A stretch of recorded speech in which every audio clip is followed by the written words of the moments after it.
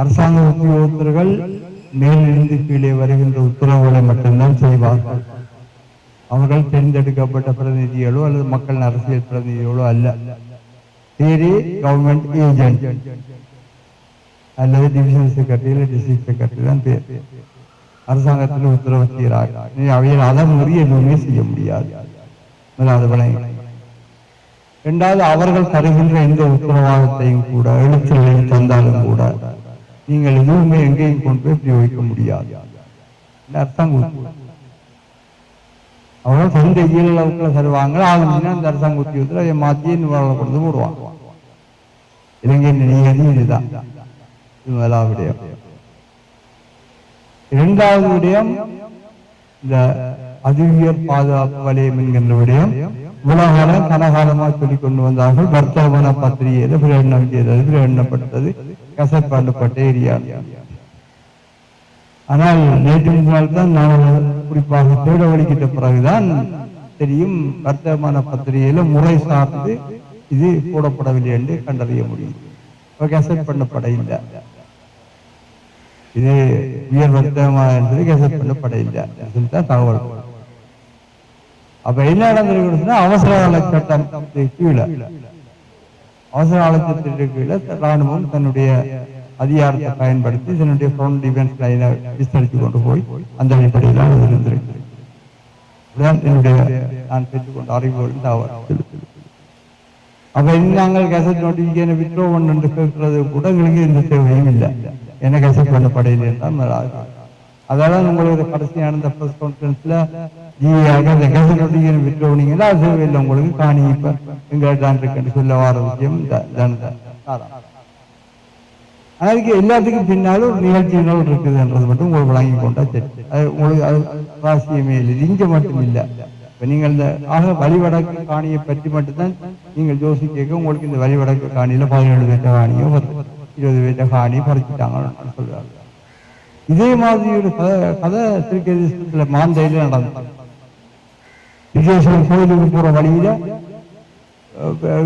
கத்தோலிக்க கோயிலுக்கு அங்கால எதிர்பக்கத்துல ஒரு தனியார் காணியில ஸ்ரீ ராஜமகாவிகாரி என்று விகாரி கட்டப்பட்ட ஒரு தனிப்பட்ட ஒரு ஆளுடைய உறுதி காணி, 100% உறுதி காணி. அந்த கோர்ட்டில வழக்கு கூட வச்சு, ஆனா கடைசியா அந்த வழக்கையும் விட்டு காணியையும் விட்டு வெளிநாட்டுல எங்கேயோ விளங்கு வேணும் இந்த சொல்லி போட்டு இப்ப கேட்ட சொல்லும் ஐயோ பிச்சை வேண்டாம் நாயதான் நிலைமை. திருவண்ணாமலையை போனீங்கன்னா திருவண்ணாமலையிலிருந்து சனீஸ்வரன் கோயிலுக்கே இப்ப உரிமை கொண்டாடி கிட்ட போன மாசம் ஒரு அம்மணி, சிங்கள அம்மணி போய் கேட்டுருக்கா, இது என்னுடைய காணி, இதுக்கு நான் தான் சொந்தக்காரி என்று. சனீஸ்வரன் கோயிலுக்கு, அந்த கோயில் காணி தன்னுடையது. அதுக்கு முன்னாடி கிருஷ்ணன் கோயில் இருக்குது. கிருஷ்ணன் கோயிலுக்கு பக்கத்துல இந்த சவப்பட்டிக்கு விற்கிற கடைக்காரர் காணியை பிடிச்சி கடை கட்டி எல்லாமே இருக்காங்க. அதுக்கு பின்னால வீரஹத்தி பிள்ளையார் கோயில் இருக்கு. அந்த வீரஹத்தி பிள்ளையார் கோயிலுக்கு கனகாணிகள் எல்லாத்தையும் சிங்கள மக்கள் ஆக்கிரமிச்சிருக்கிறாங்க. எல்லாமே வீரஹத்தி பிள்ளையார் கோயிலுடைய உறுதி காணி. இந்த காணி பிடித்தல் என்றது தனியும் வழிவடக்கு பிரச்சனை அல்ல, உங்களுடைய பகுதி பிரச்சனையும் இல்லை. காணிகளை பிடிச்சது எல்லா இடமும் பிரச்சனை இருக்கு. சில இடங்களில் போராட்டாமல் விட்டுட்டு ஓட வேண்டி வந்துட்டு இந்த உயிர் பாதுகாப்பு பிரச்சனைக்காக திருவண்ணாமலையில போராடுறது முடியாமலே இருக்கணும்னா அங்க இங்க நாங்கள் ஒரு கூட்டு சமூகமாக இருக்கிறோம். அங்க அப்படி அதையும் செய்ய முடியாத அளவுக்கு நிலைமை இருக்கு. யார்கிட்ட போய் சொல்றது? இதுதான் நிலம். அப்படின்னு இந்த விடயங்கள் எப்படி கையாள போறோம்? ஒன்று காணி சொந்தக்காரராக அவர்களுடைய மனநிலை, தாற்பயம், அவர்களுக்கு காணியோடு கிடைக்க வேண்டும் மீள என்றது ஒன்று. அதே வழியில் தொடர்ந்து வருகின்ற சிங்கள அரசு, இலங்கையினுடைய அரசு இந்த விஷயத்துல தொடர்ச்சியாக 40ஆம் ஆண்டுகளிலிருந்து தொடர்ச்சியாக ஒரே அணுகுமுறையை தான் பின்பற்றுகின்றோம். அதுதான் நாங்கள் பேசிய அரசியல் ரீதியாக கையாள வேண்டியவர்கள். ரெண்டுக்கு முடியாத கவனமாக நாங்கள் விளங்கிக் கொள்ள வேண்டும். தேசிய அரசியலுக்காக, கோரிக்கைகளுக்காக போராடும் போது இந்த 16 பேரை மட்டும் போக்கஸ் பண்ணோம்னா இந்த 16 என்ன பொறுத்து தனிப்பட்ட 16 பேருக்கு காணி. நாளைக்கு அவைகளுக்கு இந்த கேண்டாக்காரன் மாதிரி ஒரு பிரச்சனை வந்தா, இல்ல சேவை வந்தா, இல்ல ஒரு நிச்சயம் வந்தா, இல்ல என்ன செய்யணும்? காணியை காசு கொடுத்தே விட்டு போட்டு போயிருக்கணும். யாருக்கு நாங்க குறை சொல்ல, நானா இருந்தாலும் அப்படிதான், நல்ல காசு வரும்டா விட்டு போயிருக்கோம். அல்ல என்னுடைய பிள்ளை வரைக்கும் பிள்ளைக்கு காணியின் பொறுமை தெரியாது, வேற பிள்ளை அதே தூக்கி எறிஞ்சிட்டு போயிடும், காணியை காசு கொடுத்து வித்து போட்டே போயிடும். அப்படிதான் இருக்கு. இதே கோட்பாட்டு ரீதியாக எப்படி கையாளுகின்ற தேசிய அரசியலை கையாளுகின்ற எங்களுக்கு தேவையான ரெண்டும் வேறுபட்ட விஷயம். அரசாங்கம் என்ன செய்யுதுன்னா இதுல எரியிற வீட்டுல பிடுங்கிறது எப்படி என்றா பார்த்துக்கொண்டு எங்களுக்குள்ள உள்ள வேறுபாடுகள் முரண்பாடுகள் எங்களுக்கு இந்த விஷயத்தை எப்படி போடுறது தெரியாம இருக்கிற விஷயங்கள் இதுல கவனமா இருக்கும். அதுல இகாரை என்று ஒன்று இருக்கவில்லை, இகாரை அதிபதி காணி இருக்கவில்லை, அது தனியார் காணி என்று சொன்னால் நான் அண்மையில பார்த்த சந்தையில் யாரோ கொடுத்த இன்டர்வியூல அவர் சேவையவர்கள் தன் எல்லையை காட்டுவாரா, அந்த கேள்வியே இல்லை. அவருக்கு தெரிந்த உரிமையே இல்லை. அப்படி ஒரு ஆணையை நாங்கள் கவனத்துக்கு எடுக்க தயாராக அவர் உறுதி காட்டுறதும் அவர் அடையாளம் கொண்டு வருவார். எங்கட வாரத்தில் அப்படி ஒரு ஆணை இல்லை. எங்கட வாரத்தில் இந்த 14 காணி எங்கட காணி அவ்வளவுதான். இதுக்குள்ள யாரு அடையாளம் காட்டுறது, யாரு துண்டு கொண்டு வர்றது, அந்த கதையை எங்களுக்கு தேவையில்லை. நான் தான் முதலாவது சேவை டிபார்ட்மெண்ட் போக முதல் எங்கள்கிட்ட இந்த 17 பேருடைய காணி சம்பந்தமான சரியான வரைபடங்கள் எல்லாம் பொருத்தப்பட்டு இதுல உறுதியான விஷயம் காணி தனியாருடையதான், இதுல எந்த மாற்று கருத்தும் இல்லை. அந்த காணிகள் எல்லாம் அந்த மட்டின்படி கீழப்பட்டு இந்த இவ்வளவு இடமும் இந்த ஆளுக்கு சொந்தமானது, இதுக்கு இந்த காணி உறுதி இதுக்கு பொருத்தமானது சொல்லி எங்கள்கிட்ட ஒரு வரைபடம் இருக்கா இல்லையா என்பதுதான் என்னுடைய கேள்வி. எங்களுக்கு வரைபடம் இருக்கும் என்றால் நாங்கள் பயம் இல்லாம போய் மேசை தூக்கி எறிஞ்சிட்டு இருக்கிறோம். அந்த மாதிரி தான் காணியில சேவடிப்பன்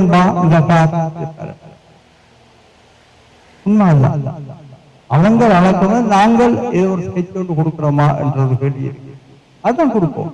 வெறுமனை வாயில கலத்து கொண்டு சரி வராது. இது ஆடி கறக்கிற மாட்டோம், ஆடி கறக்கணும், பாடி கறக்கிற மாட்டோம் பாத்தீங்கன்னா அவை அழகப்படுறீங்களா? அவங்க அழகோ நாங்கள் காட்டுறோம். இதுதான் எங்களுடைய அந்த முழு இடத்துக்கு. உங்களுக்கு அதிர்ஷ்டம் என்னன்னு சொன்னால் சில விளையாட்டுதான் விடப்பெயர்வுல முந்தைய அந்த காலத்துல பூவரசு பூ அரச மரம் அப்படி எல்லாம் இருந்திருக்கும். அதெல்லாம் குடும்பப்பட்டு போயிட்டு எல்லாம் தரமட்டமாகி போட்டு எனவே அங்க எல்லையை கண்டுபிடிக்கலான்னு சொல்லலாம். அப்படி இல்லை. உங்களை பொறுத்தவரை உங்களை பொறுத்தவரை என்னன்னு சொன்னால் 2 வீதிகள் அது நிரந்தரமாக இருக்குது. ஒன்று சாந்தா வீதி, மற்றது கலைவாணி வீதி. 2 பெர்மனன்டான லேண்ட்மார்க் இருக்க அதுல இருந்து நீங்கள் காணிகள் அளந்து மார்க் பண்ணி ஒரு பெரிய வரைபடத்தை உருவாக்கலாம். இந்த விளையாடுற மாதிரி ஆட்டவாணி நீங்கள் ஒரு ஸ்கெட்சை எடுத்துட்டீங்கன்னு சொன்னால் பொலிட்டா தெரியும் இந்த காணி பிரைவேட் காணி தான், ஒரு அரசாங்கம் எடுக்கிற இல்லையன்ற கேட்டுக்கு இடம் இல்லை பப்ளிக் சொன்னால் சுழிதனுக்கு சொன்னான் அந்த விஷயத்தை இப்படி என்று செய்து போட்டு தயவு செய்து இந்த உறுதி நம்பர்களோட சிங்கள பேப்பர்ல அட்வர்டைஸ்மெண்ட் கொடுங்க. முதலாவது இதுதான் அந்த மேப், இதுல உள்ள காணியெல்லாம் இப்படித்தான் இருக்குது, இதுதான் காணிகளோட உறுதியோட நம்பரும் கூட, இது 100% தனியார் காணி, இதை பற்றி தவறான பிரச்சாரம் சிங்கள போட்டி நடக்க வந்து ஒரு விளம்பரத்தை கொடுங்கோன்னு சொல்லிட்டு நான் சொன்னேன். அதுல பெரிய சபையில் அதுக்கு ஒரு தீர்மானம் எடுத்துட்டு கேள்வி பர என்ன நடந்தது கொடுத்தாச்சா? அடிப்படை பிரச்சனை என்றால் இதுல முதல் நாங்கள் எங்கிற பக்கம் வலுவான ஆதாரங்கள் என்ன நாங்கள் 4-5 விஷயங்கள்ல கவனமா இருப்போம். ஏனென்ற ஒன்று இலங்கையின் அரசியல் அமைப்பு அவர் சொல்லி ஒரு இலங்கை சட்டம் ஒரு இடத்துல காளி கோயிலை உடைக்க சொல்லி இருக்கேன், இங்க கோயில் இந்த கோயிலை உடைக்க சொல்லும். இலங்கையின் நீதித்துறை சட்டத்துறையை நீங்கள் நம்புறீங்களா? நம்பின இந்த புடியெல்லாம் போராட்டவே இல்லையே நாங்கள். அதெல்லாம் சாத்தியம் இல்லாத எங்க மூதூர்ல இங்கே வளர்ந்த மிகப்பெரிய கிராம படுகொலையில கொண்டு அன்றாடத்துல வயலட்டாரண்டு போட்டு அவ்வளவு பேரையும் விடுவிச்சு விட்டாங்க. சரியா பச்சனூர் படுகொலை என்னும் அப்படி என்ன போட்டாங்க தானே. தயவுசெய்து இலங்கையில சட்டத்தை நம்புற 100% நம்பி அதுக்குள்ள நாங்க தகவல் பண்ணோம். சரியான இல்லையா நாங்க சவால். முதலாவது விஷயம் இலங்கையின் அரசியலமைப்பு சட்டத்துல மிக தெளிவாக சொல்லப்பட்டிருக்குது. இலங்கையின் பிரஜைகள் அனைவருக்கும் தங்களுடைய வாழ்க்கைக்கான பொருளாதாரத்தை கட்டமைப்பதற்கும் அதற்காக சொத்துக்களை வைத்திருப்பதற்கும் அனுபவிப்பதற்கும் சட்ட ரீதியான பாதுகாப்பு உரிமையும் இருக்கு. அப்படின்னு சொன்னால் இங்க இந்த 17 பேருடைய காணிகளை வயலேட் பண்றதன் மூலம் நீங்கள் 2 இல்ல ஏதோ ஒன்று சொல்ல வாரீங்கள். நீங்கள் இலங்கையின் பிரஜை இல்லையென்று சொல்ல வாரீங்கள். இல்லையென்று சொன்னால் உங்களுக்கு இலங்கையின் அரசியலமைப்பு உத்தரவாதம் தராதுன்னு சொல்ல வாரீங்கள். இதை நாங்கள் அரசியல் ரீதியாக வெளியிடுவோம்.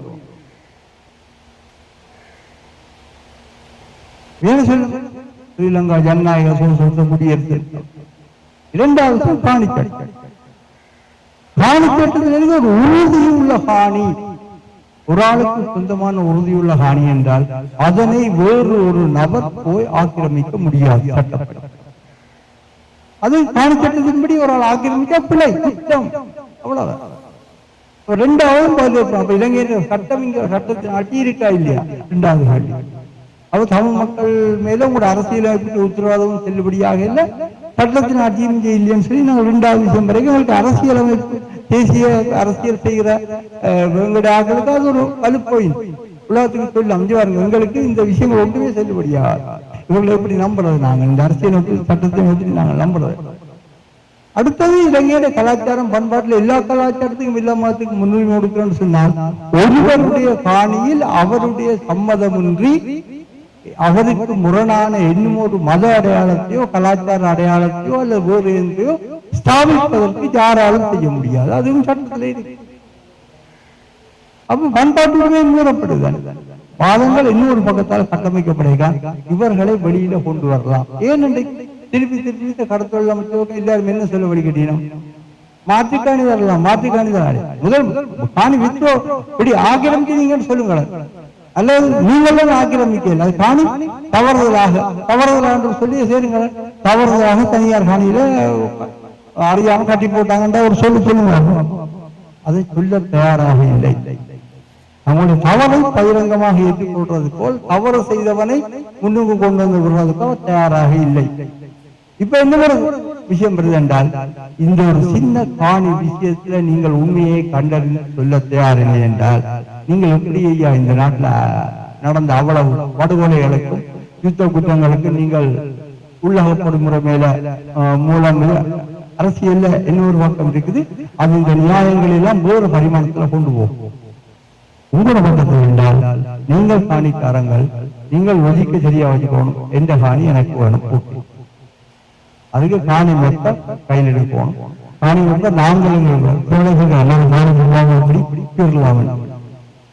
உலகத்துல எங்க இங்க இருந்து எல்லாம் எங்கேயோ கொண்டு போட்டு போறாங்க. இவ்வளவு துல்லியமா எப்படி செய்யலாம்? கூகுள் மேப் இருக்கு. கூகுள் மேப்பை வச்சுக்கொண்டு அங்குல மண்டலமாக நீங்க வளர்க்கலாம். அங்குல மண்டலமாக அதிலேயே நீங்கள் கூட அதுல பிரிண்ட் அவுட் எடுத்து போட்டு வடிவாக நீங்கள் அடுக்கலாம். அடுக்கிறீங்க நல்ல சேவையரை வச்சுக்கொண்டு ஒவ்வொரு உறுதியை எங்களோட உறுதியை தான் துல்லியமா எழுதப்பட்ட உறுதியை. வடக்கெல்லையாரு, கிழக்கெல்லையாரு, தெற்கெல்லையாரு, அங்க மேற்கெல்லையாருன்னா துல்லியமா எழுதப்பட்டது. அங்க எங்க பிழைக்கும் என்றால் முளக்கணக்கு அல்ல, அப்படியே கொஞ்சம் கொஞ்சம் வெளியே இறக்கிற விஷயம் இருக்கிறது. மற்ற பிரச்சனை இல்லை. உங்களுக்கு அதிர்ஷ்டம் என்னென்றால் ரோட்டு இருக்குது, அதே போல உழுகு சில கட்டடங்களும் இருக்குது, பணியாற்ற கட்டடம்.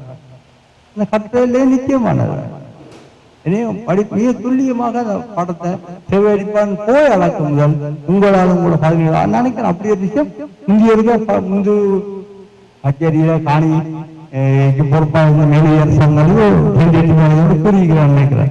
அந்த ஆவணத்தை கண்டுபிடிங்க.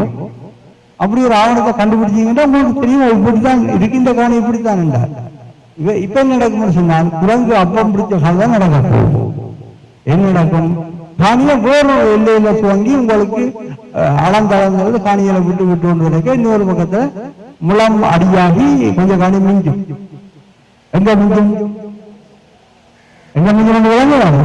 அந்த இடத்தை மட்டும் பற்றிக்கொண்டு மிச்ச இடத்துல அளந்து கூட அப்ப இது விடவும் மிஞ்சிற காணி. அப்ப இதை விடுங்க, இந்த காணியில் காணியில் போட்டு சொல்றாரு. நீங்க காணி என்ன செய்யணும்? இந்த ரோட்டுக்கரையில் இருந்த பொங்கல் மூலையில இருந்து அளப்போம். சாந்தாங்கியும் கவமானி வீதியும் துவங்க வேண்டும். அந்த மூலைதான் தான் மாற்றணும். அது ஒவ்வொரு உறுதியாக அடுக்கி அளந்து கொண்டு வாங்க வந்தால் 2ஆம் நாளே உங்களுக்கு அந்த பிரச்சனைக்குரிய காணி எல்லாம் அளவுக்கு வந்துடும். எல்லாத்தையும் நான் மாவட்டத்திலும் மணிவிடக்கு இருக்கிறது சொல்றோம் கூட.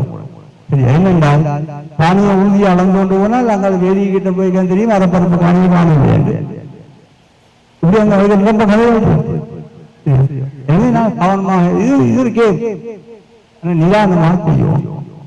தியாகவே இருக்கிறதா உடைக்கிறதா அதெல்லாம் பிறகு மனசு கலந்து நினைக்கிற விஷயம். அதை இப்ப நீங்க முன்னுக்கு போட்டால் அது வெறும் பக்தியில நியாயமாகத்தான் கருமையாக நம்ம புத்தமிக்கின்ற நியாயமா வராது. அதை மட்டும்தான் தூக்கி தள்ளி வச்சு கொடுப்பான் எல்லாரும். அது 2வது பட்சம். காணியில பிரச்சனை சோல் பண்ண பிறகு அது என்ன செய்யுதுன்றது 2வது பட்சமா இருக்கு. முதலில் நாங்கள் அதை இப்ப நாங்கள் காணியை சோல் பண்ணுவோம், என்ன செய்ய போறோம்ன்றது அதுக்காக தீர்த்து கொள்வோம். நான் நினைக்கிறேன், நான் ஒரு விஷயம் நினைச்சுக்கொள்வோம், தமிழ் அலுவலர்கள் எல்லோருடைய கைகளும் கட்டப்பட்டிருக்கிறது. யாருமே தற்துணிவுள்ள அலுவலர்களாக இந்த காலத்தில் செய்ய அவர் மிகப்பெரிய தொழில் மூலம் வந்தது தந்த வாழ்வாதாரமும் வாழ்வாதாரமும் எதிர்வாதமும் செஞ்சது. இவ்வளவு விட்டுட்டு எந்த ஒரு விஷயம் போறது தேவையில்லை. இது உங்களுடைய பிரச்சனைகளுக்காக வகையில் தலையை கொடுக்கிறது நீங்கள் யாருமே எதிர்பார்க்க கூடாது. எனவே தமிழ் நீங்க யாரு சொன்னீங்க சொல்லி யாருக்கும் கேட்கல. அதை மட்டும் நீங்க விளையாடுவோம். தமிழ் உங்களுக்கு அவனை கதைக்கலாம். அதுக்கு மேல மீட்டிங்ல வச்சு நீ வாழ முடியும் அதுக்கு மேல கதைக்க மாட்டான். நீங்க அந்த புரியதை வைத்துக் கொள்ளும். 2வது விஷயம், இன்றைக்கு திருவண்ணாமலையில அரசாங்க அதிபர் என்றால் சிங்களவர் தான்.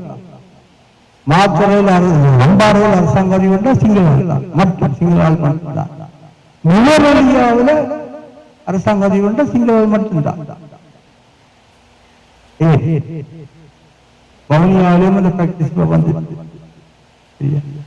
இப்ப நெடுங்கேணியில பிரதேச செயலாளரும் சிங்கள நாங்கள் நினைக்கிற மாதிரி காரியங்களை கொண்டு போறது. நீங்க இதெல்லாம் புரிஞ்சு நிதானமாக உணர்ச்சி வசப்படாமல் வக்கிரமான வாதங்களை முன்னுக்கு வைக்காதீங்க. டக்கெட் அது எங்களோட முகத்துக்கு தான் அடிக்கும். அதை நிற்க வைக்க வேண்டாம். அதை கிடைக்கிறது நான் சொல்லுவோம். இப்ப நாங்கள் எப்படி செய்யுங்க அவியல் நான் எங்கேயும் யாரும் சொல்லி கேட்டேன். ஐநா நிறுவனமோ ஏதோ நிறுவனத்துக்கு சொல்லி இருக்கிறேமா, இவருக்கு கூட பாணி பிரச்சனை இருக்குது, ஆடு என்ன பிரச்சனை இருக்குது, இவள் அடிபடாம இருக்கணும் கூட காணியை விடாமல் நாங்க அளந்து கொடுக்க போறோம். அப்படி பஞ்சறிஞ்சிக்கணும். நாங்க காணியை அளவிட மாட்டோம் விட வேண்டாம் பஞ்ச எப்படி எரிஞ்சிக்க வேண்டும். இதான்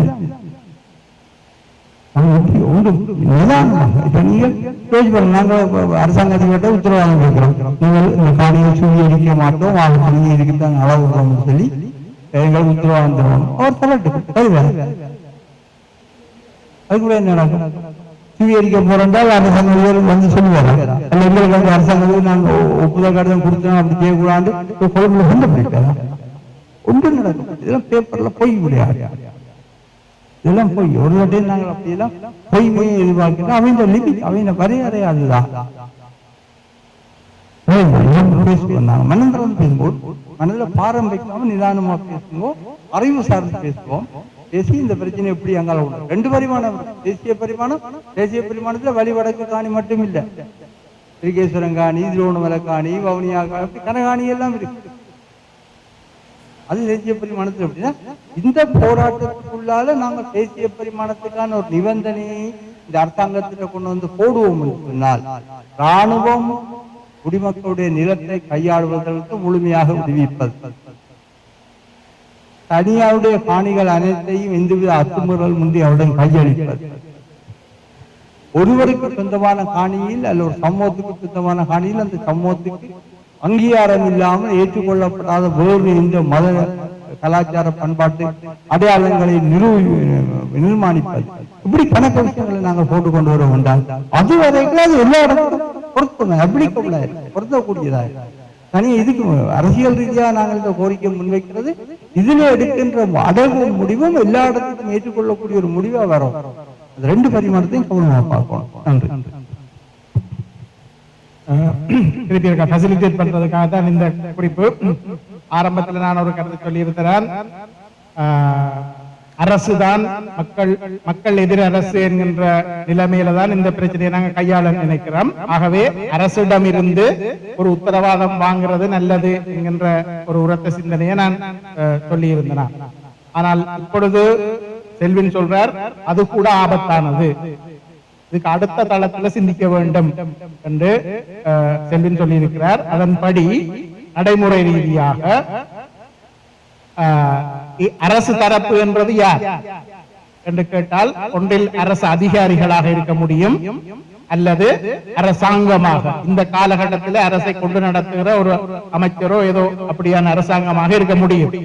அந்த 2 பேரிடம் இருந்து வர வாங்குகின்ற வாக்குறுதிகள் இலங்கையினுடைய அரசியல் வரலாற்று பின்னணியில ஆபத்தாக ஸ்கெட்ச் போட்டு பாக்க முழுக்க எங்கட தண்ணி நாங்க சேர்த்து வச்சிருக்க உறுதியினால அவ்வளவு நிரவப்பட்டா அளக்க விடலாமா?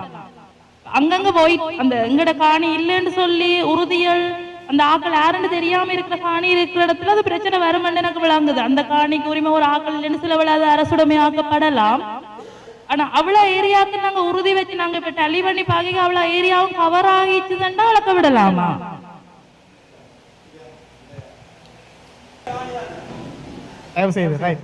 இந்த கூட்டம் ஆரம்பிக்கப்பட்ட பொழுதே அவர்கள் மிக தெளிவாக ஏன் இந்த கூட்டத்தை நாங்கள் கூடுகிறோம் என்பது குறித்து சொல்லி இருந்தார்கள். நாங்கள் காணிக்காரர், ஆனால் நாங்கள் ஒரு சிக்கலான ஒரு பாரிய சக்தியோடு நாங்கள் முரண்பட்டுக் கொண்டிருக்கிறோம். அவர் முகம் கொடுக்க வேண்டி இருக்குது. சில நேரங்களில் எங்களை அறியாமலே நாங்கள் பிளவிட்டுருவோமோ தெரிய இல்லை. ஆகவே உங்கள்கிட்ட கன்சல்டேஷனுக்கு வாரம், உங்களுடைய கருத்துக்களால் எங்களை வழிநடத்துங்க கொண்டுதான் கேட்டவர். இப்ப நாங்கள் எங்களுடைய கருத்துக்களால் அவர்களை மேலும் குழப்புறது எந்த விதத்திலும் அறமாகாது. ஆகவே தயவு செய்து நாங்கள் இதுவரை நடந்த விஷயத்தை ஒரு காம்ப்ரிஹெண்ட் பண்ணி கொண்டு அதுல இருந்து அங்கால போவோம் என்று நினைக்கிறேன். முதலாவது ஆரம்ப பிரச்சனையே அதை நில அளவை செய்யறத அனுமதிக்கிறதா அனுமதிக்க இல்லையா என்றதான் அடிப்படையான கேள்வி. அதனுடைய முதல் கட்டமாக நான் சொல்லியிருந்தேன், என்னுடைய கருத்தாக ஒரு முன்வைப்பொண்டு சொல்லியிருந்தேன். அந்த மற்ற தரப்பு அதை இன்ன காரணத்திற்காகத்தான் நாங்கள் நில அளவை செய்கிறோம் என்கிறதை பகிரங்கமாக, இரண்டு தரப்பு இருக்குது, அதுல இன்னொரு தரப்பு அதை பகிரங்கமாக சொல்லிய பின்னர் அது எங்களுக்கு ஏற்புடையதாக இருந்தால் அதை அனுமதிக்கலாமா என்பதை பரிசீலியுங்கள் என்பதை முதலாவது விஷயமா நான் சொல்லியிருக்கேன். அதுக்கு பிறகு செல்வின் சொல்லியிருந்தால் அதுலயும் அபாயம் இருக்குது, அந்த அப்படியான விஷயத்திலும் அபாயம் இருக்குது, அதுல இருக்கிற பிட்பால்ஸ் கொஞ்சம் இருக்குது. அதாவது யார் அந்த உறுதிப்பாட்டை தாரது, அரசா, அரசாங்கமா, அரசு அதிகாரிகளா, யார் தருவது என்கிறதும், அதற்குரிய வேலிடிட்டி என்ன, அது மீறப்பட்டால் என்ன நடக்கும் என்கிறதும், அதுக்கு ஒரு வரலாற்று பின்னணியும் அரசியலும் இருக்கிறது என்கிற விஷயத்தையும் சொல்லி, ஆகவே மக்கள் தங்களுடைய டிமாண்ட், அதாவது அரசாலதான் அது உறுதிப்படுத்தப்பட வேண்டும் என்று நாங்களே எங்களுடைய ஆவணங்களின் அடிப்படையில சில விஷயங்களை உறுதிப்படுத்த முயற்சித்து அந்த விஷயத்தையும் வைக்க வேண்டும் என்று இரண்டாவது தரப்பாக சொல்லியிருக்கிறார்.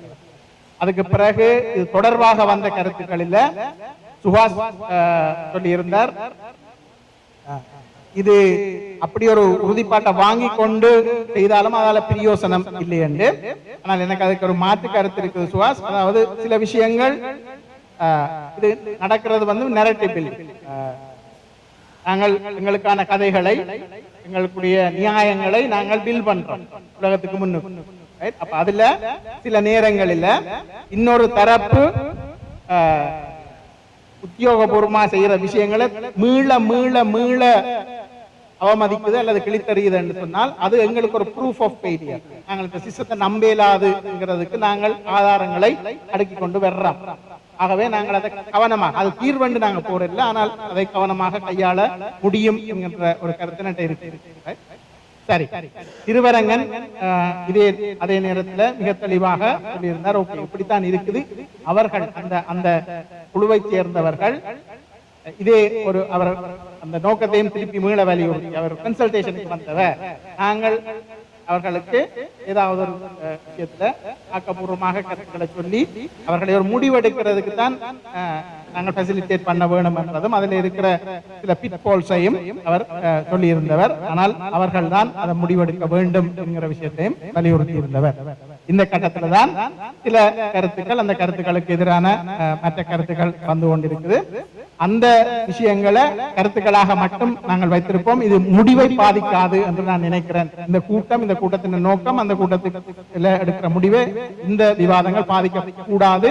இல்லைன்னா நாங்கள் திசை திரும்பி வேற எங்கேயோ சுத்தி கொண்டிருப்போம். ஆகவே அதை தட்டி நிறுத்தி வைத்துவிட்டு இந்த விடயத்தில் இப்ப நாங்கள் ஒரு டிசிஷன் பாயிண்ட்டுக்கு வர வேணும்.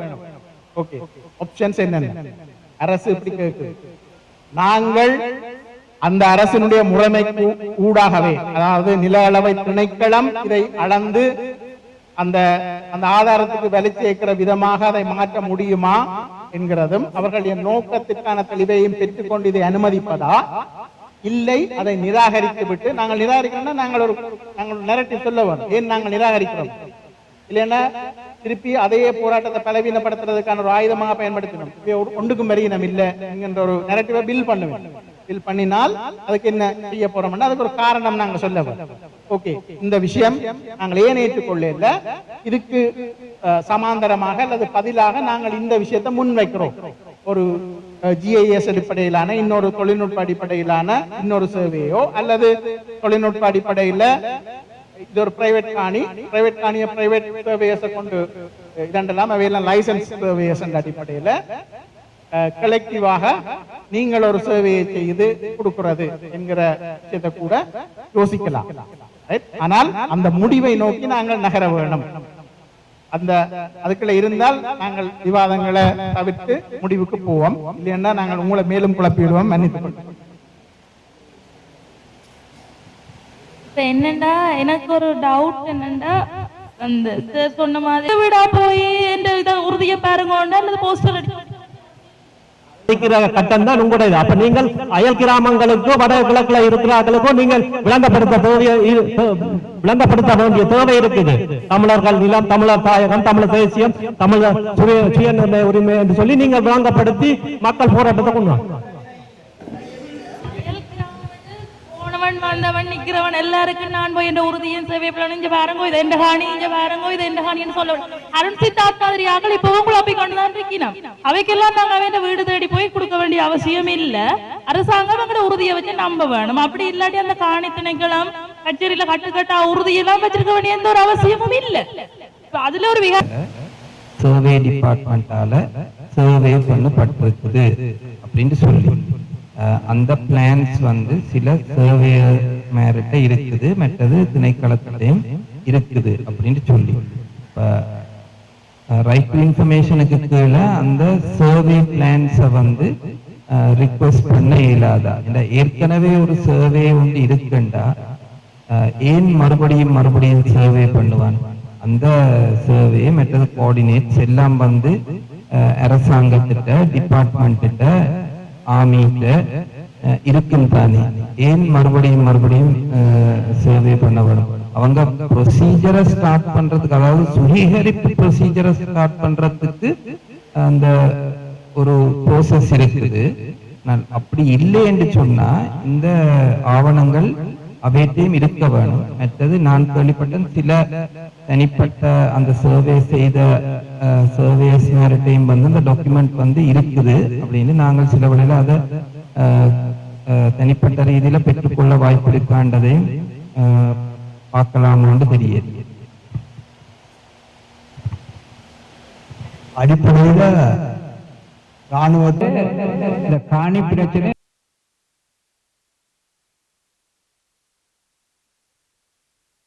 பெரிய சுற்றளவைத்தான் தங்களுக்கு இதாடு. உதாரணத்துக்கு கல்லாளி விமானத்தை விஸ்தரிக்கிறேன்னு சொன்னால் உள்ளுக்குள்ள காணி வேலிகளில அளவுற்ற இதுல இருந்து ரன்வேல இருந்து இவ்வளவு மீட்டர் அந்த மீட்டரை போட்டு பெரிய ஹோட போடத்தான் சேவை பண்ணுவேன். அப்ப என்ன நடக்கும்னு சொன்னால் அடிப்படையில வந்து எங்களுக்கு தேவையான சேவையும் அங்க நடந்திருக்காரு. இப்ப நாங்க இப்பவே சேவை பண்ண போற என்னத்தை வெளிக்கோட்டையா சேவை பண்ண போறோம் இல்லையே. நாங்கள் 14 பேரோ 17 பேர் கேட்கிறோம் இல்லை உங்களோட காணி என்று. அந்த காணி உறுதிகளை அந்த உறுதி அடிப்படையில சேவை பண்ணி மார்க் பண்ண போயிடும். இதான் பெற்ற காணி, இதான் பெற்ற காணி, இதான் பெற்ற, அதான் நீங்கள் இறுக்கி பிடிக்கும். சேவை பண்ண போறீங்களா, இன்னத்தை சேவை பண்ண போறீங்க, வெளிக்கோட்டை சேவை பண்ண போறீங்களா, இல்ல எங்கட காணி உறுதிகளின்படி என்று ஒவ்வொரு காணியிலையும் குறிப்பிட்ட அளவு பிரமாணத்தின்படி அப்படியே கோடு போட்டு கொண்டு கரெக்டு. கடைசியில காணி காணாம அது எங்களோட பிரச்சனை, நாங்கள் பார்த்துக்கோம். சரியா? அங்கே பொங்கல்ல எங்கேயோ ஒரு காணி 2 காணி எல்லையில புல கணக்கில் புல வந்தோம்னா அது நாங்கள் எங்களுக்குள்ள எப்படி செட்டில் பண்றோன்றதை நாங்கள் எங்களோட தலைவர்கள் சேர்ந்து சமரசமாக்கிக்கிறது ஒரு விஷயம். முதல் என்ன செய்ய எல்லாத்தையும் எல்லாரும் அட்ஜஸ்ட் பண்ணி கொஞ்சம் ஒரு அடி இந்த 17 பேர்த்த காணியும் அதுல இருக்குன்றத ஒரு தெளிவான உத்தியோகபூர்வ வரைபடமாக இந்த சர்வே டிபார்ட்மெண்ட் வெளியில கொண்டு வரதான் எங்களோட முதலாவது வெற்றி.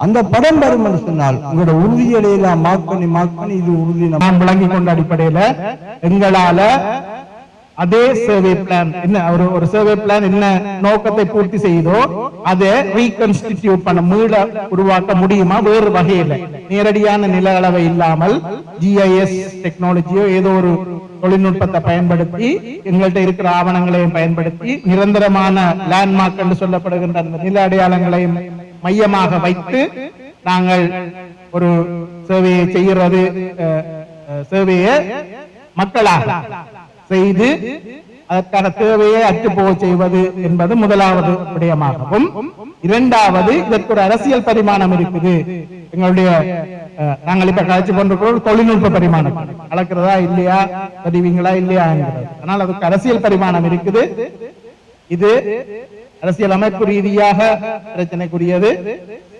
அரசு இதை உறுதிப்படுத்த வேண்டியது ஆனால் உறுதிப்படுத்த இல்லை அந்த தளத்தில் நின்று எங்களுடைய குரலை வெளியில கொண்டு வர வேண்டும் என்கின்றதும் அரச கட்டமைப்புகளும் அரசாங்கமும் இதுல நம்பிக்கையற்றுத்தான் இதுவரை காலமும் சுதந்திரத்துக்கு பின்னுக்கு நடந்திருக்கின்ற வரலாற்று பின்னணியில தான் மக்கள் இந்த முடிவுக்கு வருகிறார்கள் என்கின்ற வாதத்தை மேல கொண்டு போக வேண்டும் என்ற விஷயத்தையும் செல்வின் சொல்லியிருக்கிறார்.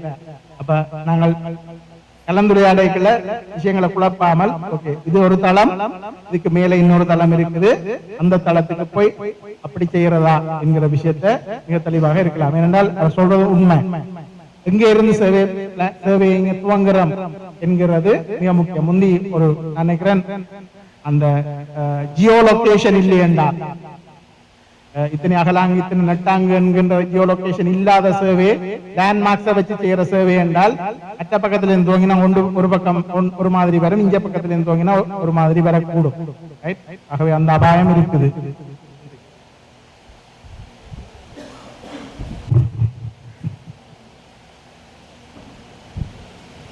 முதல் உறுதிப்படுத்தணும் என்றதுக்காண்டித்தான் இது எங்களுக்கு தெரியும். எல்லாருக்கும் அரசியல் ரீதியான பிரச்சனை, அரசியல் ரீதியாகத்தான் நாங்கள் போராடி பெறணும் என்றது.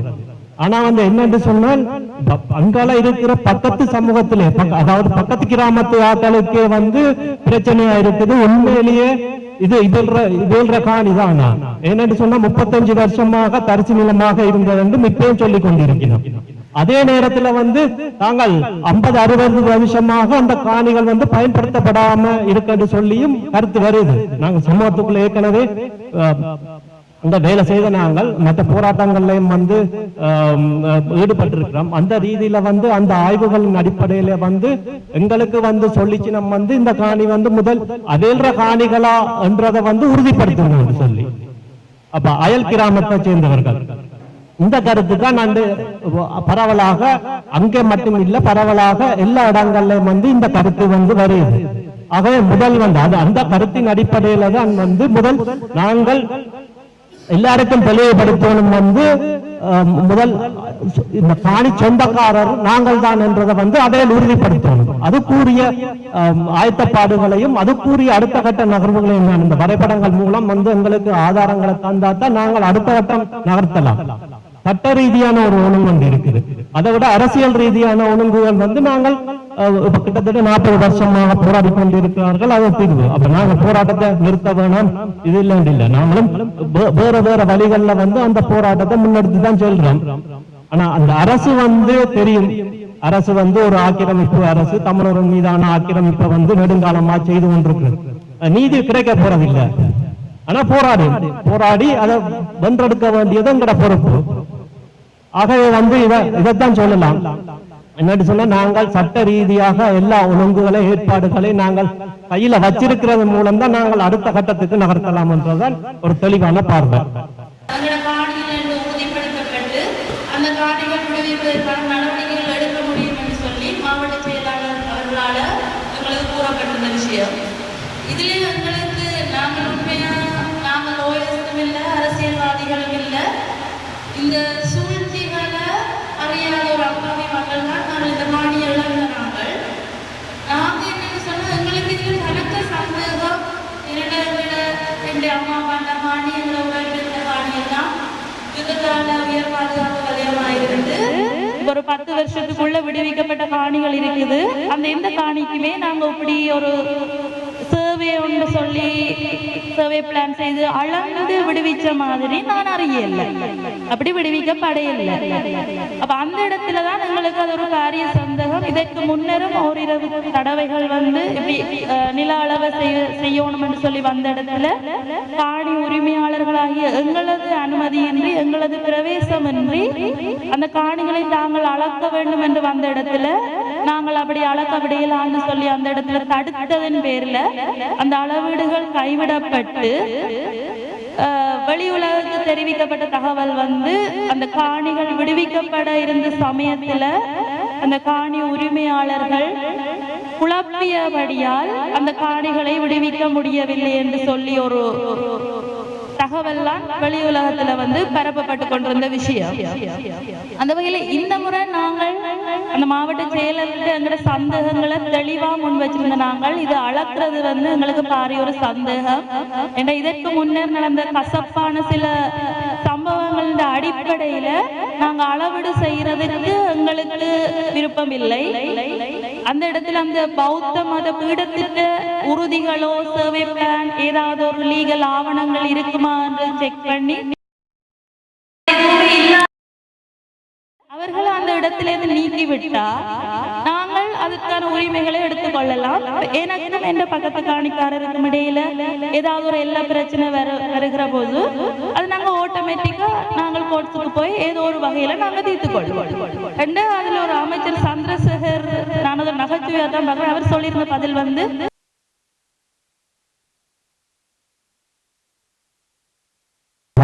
ஒன்றல்லது ரெண்டு இடத்துல எங்கட போராட்டத்தை தாண்டியும் காணி சுவீகரிக்கப்பட்டது. எப்படி என்ன அளவீடு செய்யறான் கொரோனா நேரத்துல இல்ல இரவு நேரத்துல அளவீடு நடந்தது. அப்ப இப்ப எங்களுக்கு இருக்கிற ஒரு அச்சம் என்னென்றால் நீங்கள் அளவீட்டுக்காக காணியை விடுவிப்பார் என்ற நம்பிக்கையில கொடுக்கிற சம்மதத்தை வச்சு அதை சுவீகரிக்க மாட்டார்கள் என்பதற்கு என்ன உத்தரவாதம்? அப்படி உத்தரவாதம் இருக்கலாம். அதான் நீங்க பிரச்சனை. நீங்க காணியை அளக்கிறதுக்கு சம்மதம் கொடுக்கறீங்க, சுவீகரிக்கிறதுக்கும் அளப்பனது தேவை, விடுவிக்கிறதுக்கும் அளப்பனது தேவை. அப்ப இப்ப எந்த கேள்வி என்னென்றால் ரெண்டுக்கும் அளப்பனது தேவை. விடுவிக்கிறது நோக்கமா இருந்தால், அந்த நோக்கம் தூய்மையானதாக இருந்தால் ஒட்டுமொத்தமாக விடுவிக்கின்றோம். நாங்கள் எங்களுக்கு அளந்து தீர்த்து கொள்கிறோம். நல்ல விஷயம் தான். விடுவிப்பதுதான் நோக்கம் என்றால் ஒட்டுமொத்தமாக விடுவிக்கின்றோம், நாங்கள் அளந்து தீர்க்கிறோம்.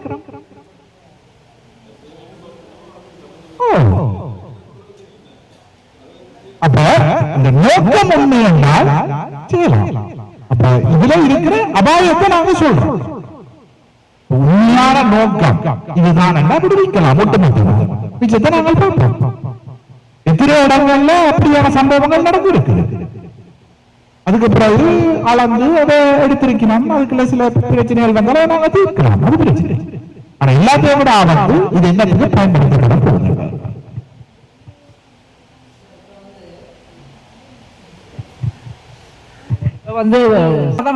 இது ஏன் அளக்க வேணும் என்றாலும் சந்தேகமாக கிடக்கு. ஆனால் இதுவரைக்கும் முடிக்கிற காணிகள் ராணுவத்தால் ஒடுக்கிற காரியம் அளந்து விட இல்லையே, சும்மா வீட்டு போனவன் இதை மட்டுமே நடக்கிறாங்க. எனக்கு சந்தேகம், அதான் எனக்கு பெரிய சந்தேகமாக கிடைக்கிறது தெரிவிக்கிறது.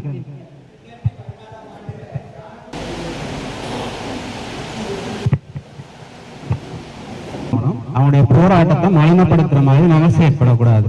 நிறைய பேர் சொல்றீங்க புத்த சாசன அமைச்சரோட கழிச்சினாங்கள், முக்கியமான கழிச்சினாங்கன்னு சொல்லி, இது அவங்க பௌத்த சிந்தனையில் இருக்கிறவங்க எப்போதும் எங்களுடைய கோரிக்கைகளை ஏற்றுக்கொள்ள மாட்டாங்க. அப்ப நாங்கள் ஒருத்தர் முயற்சி செய்யறாங்கன்னு சொன்னா அவங்களுக்கு சப்போர்ட் பண்ணணும். எங்களுடைய சுயலாபங்களுக்காண்டி, எங்களுடைய அரசியல் தேவைகளுக்காண்டி, இதை நாங்கள் செய்யறோம் காட்டுறதுக்காண்டி அவங்களுடைய அந்த கோரிக்கையை விடுத்து நீங்கள் இன்னொரு கோரிக்கையை கொண்டு போய் எப்படி எடுக்கிறார்? இப்படி பலர் இருக்கிறார். காணி இருக்க ஆவணங்கள் இல்லை. இப்ப அளக்கேக்க உறுதி கொண்டு போறாங்க காணிகளை அளவிட்டு அதே சில நேரம் உங்களுக்கு தராமல் உரிமை கோரப்படாத அவ்வளவு காணிகளையும் விகாரைக்கு சட்டபூர்வமாக அல்லது அரசுடைமையாக்கக்கூடிய ஒரு மிகப்பெரிய ஆபத்து இருக்கு. உதாரணத்துக்கு ஒரு கதைக்கு அதுல ஒரு 30 பரப்பு காணி இருக்குன்னு வைப்போம். உதாரணம், நீங்கள் போய் உறுதியில காட்டுறீங்க ஒரு 15 பரப்பு, மிச்ச 15 பரப்பையும் உங்களுக்கு தராமல் கவர்மெண்ட் கட்டாயம் இல்லை தானே, மிச்ச 15 பரப்பையும் உரிமை கோரப்படாத காணி என்று சுவீகரிக்கிறதுக்கு மிகப்பெரிய ஒரு அபாயம் இருக்கு. அந்த மண்ணில நடந்த ஒரு விஷயம், ஜனாதிபதி வந்து பெரிய ஒரு படம் போட்டவர், எத்தனையோ ரோட்டுகளை வர்றாங்க. அந்த ரோட்ல எல்லாம் ஜனம் போய் வருவதா இல்ல, ராணுவம் தடுத்து வச்சிருக்கு. இங்க அமைச்சர் தான் சொல்ற, காணிக்குள்ள இருக்கிறது அமைச்சர் இல்ல, விகாராதிபதி. விகாராதிபதி இதுல ஒரு தரப்பாகவே இல்லை. அவர் என்ன சொல்றார் செய்கிறார் என்று தையட்டியில போராட்டம் நடத்துற ஆட்களுக்கு தெரியும். மற்றது இதுல இருக்கிற ஒரு மிகப்பெரிய அபாயம் என்னென்றால், உங்களை உங்களுக்குள் அடிபட வைப்பதற்கான சூழ்ச்சிகள் பெருமளவில் நடக்கும். இதுதான் எல்லா இடத்திலும் நடந்தது. இல்ல பிரச்சனை, வேலை பிரச்சனை என்று எங்களுக்கு அடிபட வச்சு அதுல ஒரு பிரிவை தங்களுக்கு சார்பாக எடுத்து, இப்ப எங்களுக்கும் விகாராதிபதிக்கு தான் பிரச்சனை நடக்குது. அது நாளைக்கு குமாருக்கும் மஹிந்தனுக்கும் இடையிலான பிரச்சனையாக மாறுவதற்கான வாய்ப்பு இருக்கு. என்னை பொறுத்தவரை நான் இந்த பிரச்சனையை ஒரு சட்டத்தரணியா பார்க்கறதுக்கு தயாரில்லை. ஏனென்றால் இந்த குருந்தூர் மலை பிரச்சனைக்கு முதல் ஒரு பிரச்சனை, முல்லைத்தீவு செம்மல நீராவியரி பிள்ளையார் கோயில ஒரு இறந்த பௌத்த பிக்குண்ட உடலை எரிக்க வழி கிடைக்க நான் தான் போய் வழக்கு போட்டு கோர்ட் சொன்னது அதுக்குள்ள எரிக்கலாங்க பௌத்த பிக்குண்ட உடலை. பின்னேரம் நானும் ஒரு 200 பொதுமக்களும் நிக்க ஞானசார வீரரும் என்ன பார்க்கவும் வந்த நீங்க ஒரு 2000 பேரும் வந்து எங்களை அடிச்சு விழுத்தி போட்டு பிக்குண்ட உடலை எரிச்சு போட்டு போட்டாங்க. நாங்கள் போலீஸ்ல போய் மிக தெளிவாக முறைப்பாடு கொடுக்கிறோம். ஞானசாரரும் பிக்குவலும் வந்து அடிச்சது அரெஸ்ட் பண்ணா இன்று வரைக்கும் அவங்களை அரெஸ்ட் பண்ணாம இல்ல, கோர்ட்டுக்கு கொண்டு இல்லை. இலங்கையில இருக்கிற சட்ட திட்டங்கள் அன்னைக்கும் வழக்கண்டா நீதி கிடைக்கும், உங்களுக்கும் எனக்கும் வழக்கண்டாலும் நீதி கிடைக்கும். ஏன்னா 2 பேரும் தமிழர். ஆனா ஒரு தமிழனுக்கும் அரசு, ஒரு தமிழனுக்கும் விகாராதிபதிக்கும் இடையிலான வழக்குகளில் எவ்வளவு தூரம் தீர்வு கிடைக்குது என்றது உங்களுக்கு தெரியும். நான் பேர் சொல்ல விரும்பியல, அவர் ஒரு ஜனாதிபதி சட்டத்தரணி. நாங்கள் திருவோணமலையில ஒரு கோயில் பிரச்சனையில போய் எல்லாம் போராடி கொண்டிருக்கீங்க. எங்களுக்கு சவால் விட்டார், தான் நீதிமன்றத்தில் போய் வெண்டு காட்டுற, நீங்கள் சும்மா மக்களுக்கு படம் போடுறீர்கள், அரசியல் செய்கிறீர்கள் என்று போய் வழக்க போட்டார் கோர்ட்ஸ்ல. வெங்குற மாதிரியும் ஒரு படம் போடப்பட்டது. கடைசியா நடந்ததுன்னா மாத்து காணிக்கு உடன்பட்டிருக்கிறார். தான் காணியை எடுத்து கொடுத்துட்டேன்னு சொல்றேன்.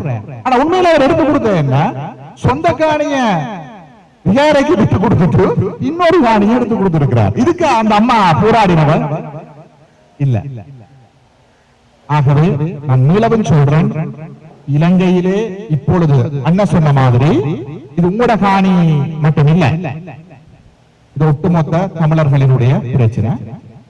ஆகவே இதை நீங்கள் வெறுமனே சட்டம் சார்ந்த பிரச்சனையாக பார்க்காமல் அரசியல் சார்ந்த பிரச்சனையாகவும் பார்த்து முடிவெடுப்பீர்கள் என்று நம்புகிறேன்.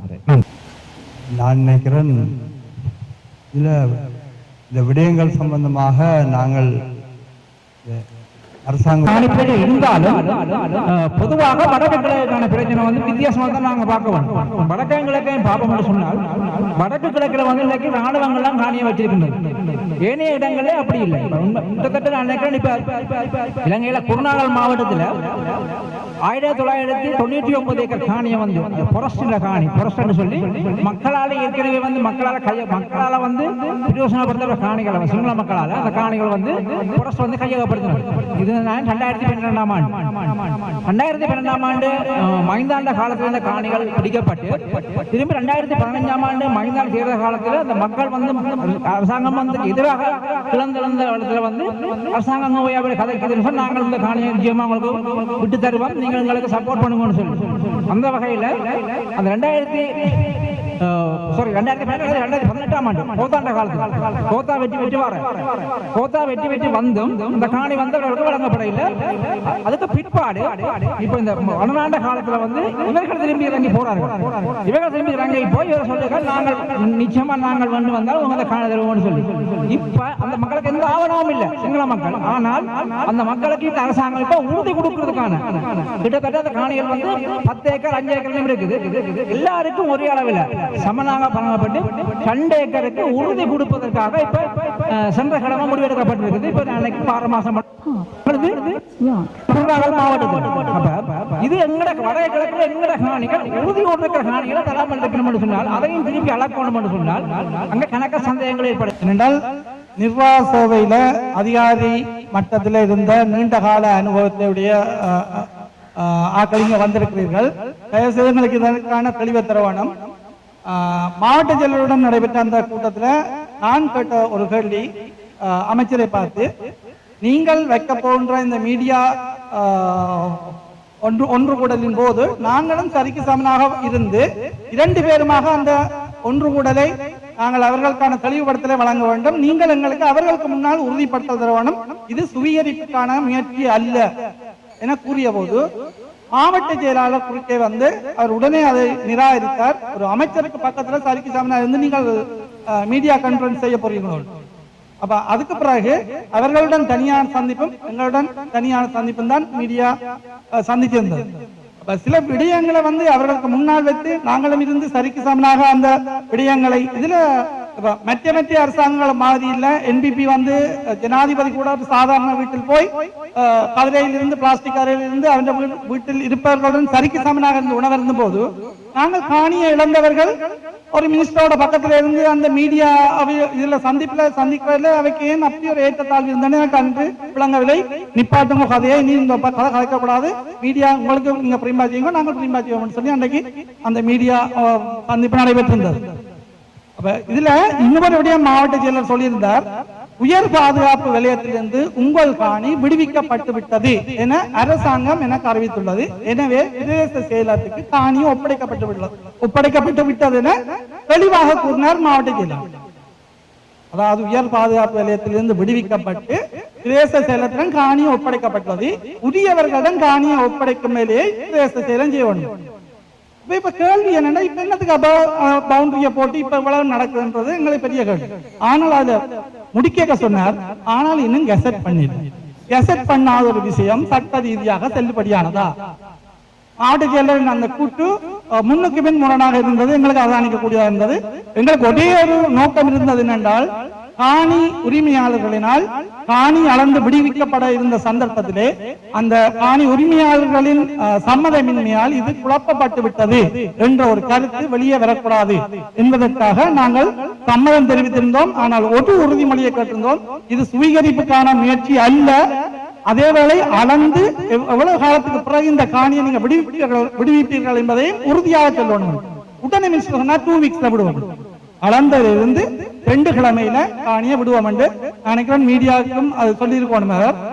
இப்ப எங்களுக்கு கையற நிலை என்னன்னா, நாங்கள் யாரை நம்பி போய் இருக்கல ஓகேன்னு சொல்லி போய் போட்டு காணி அளந்த முடியாத ஒரு சுவீகரிப்புக்கான முன்னாயத்தமாக இருந்தால் நாங்கள் இதுக்கு அடுத்ததாக செய்யக்கூடிய இதை எதுவுமே இல்லாமல் போயிடும். என்றால் காணி உரிமையாளர்களின் சம்மதத்துடன் அளக்கப்பட்டு சுவீகரிப்புக்கான ஆரம்ப முயற்சி நடைபெற்று விட்டது என்பது வெளியிலே வெளிக்கொணரப்பட்டு விடும். தயவு செய்து அரச அதிகாரி செல்வின் சார் இருக்கிறார், இது சம்பந்தமான ஒரு தெளிவுபடுத்தலை எங்களுக்கு தயவு செய்து தர வேணும். இவ்வாறான சட்ட ரீதியாக தாண்டி இது அரச மட்டத்தில் உள்ள அதிகாரிகள் மட்டத்திலே இது வந்து சரியான வகையில் தங்களுடைய அதிகாரத்தை பயன்படுத்தி செய்ய வேண்டிய வேலைகளை வடமாகாணத்திலேயோ அல்லது யாழ்ப்பாணத்திலோ உள்ள அரசு அதிகாரிகள் சரியான வகையில் செய்யவில்லையா என்ற கேள்வியை எங்களுக்கு எழுப்புகிறது. தயவு செய்து இதற்கான உரிய துறை சார்ந்த நிபுணர்கள் இதில் இருக்கிறீர்கள், சட்ட வல்லுநர்கள் இருக்கிறீர்கள். தயவு செய்து எங்களுக்கான தெளிவுபடுத்தலை தாருங்கள். நாங்கள் சாதாரண காணி சம்பந்தமான காணி சட்டம் சம்பந்தமான தெளிவுகள் எங்களுக்கு இல்லை. நாங்கள் ஒன்று காணியை இழந்தவர்கள். ஆனால் இது சம்பந்தமான விளக்கம் தர வேணும். இது ஒரு பாரதூரமான பிரச்சனையா மாறும்போது காணிக்காரர்களின் தலையிலே பழியை கொண்டு சுமத்தக்கூடாது என்பதற்காகவே அறிவுஜீவிகள் உங்களுக்கு இந்த அழைப்பு விடுக்கப்பட்டிருந்தது.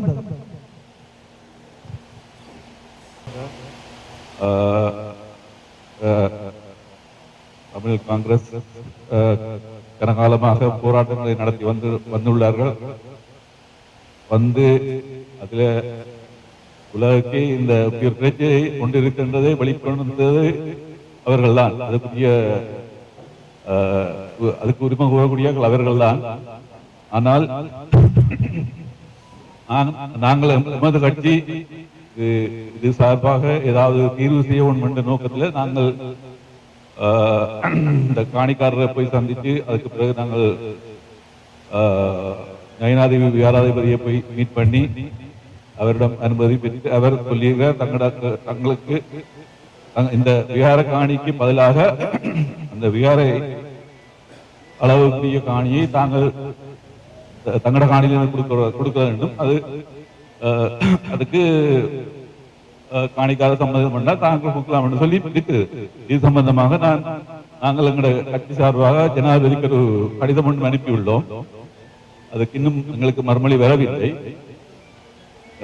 என்ன பிரச்சனை எங்களுக்கு அவர்கள் அதாவது கைகட்டி காணியாக்கள் விருப்பம் என்னன்னு சொன்னால் காணி விட வேணும். அதாவது விகார இருக்க காணி போ முதல் மற்ற காணி விட வேணும். இதுதான் அவர்கள் வேண்டும். அது நியாயமான கோரிக்கை. ஆனால்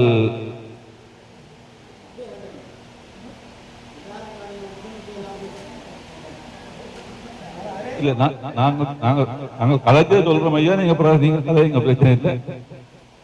இப்படித்தான் நாங்கள் கதைச்சு முடிவெடுத்து கதைச்சு ஒரு ஒழுங்கு வந்து நாங்கள் இன்றைக்கு நாங்கள் ஜனாதிபதி கடிதம் எழுதி உங்களுக்கு அதுக்கு சம்பந்தமா இன்னும் மறுமொழி வரவில்லை.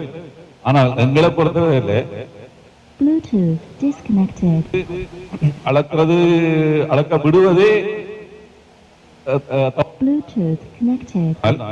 காணி விடவும் சொன்னால் காணியை விட வேண்டியதானே. முழு காணியை விடலாம்.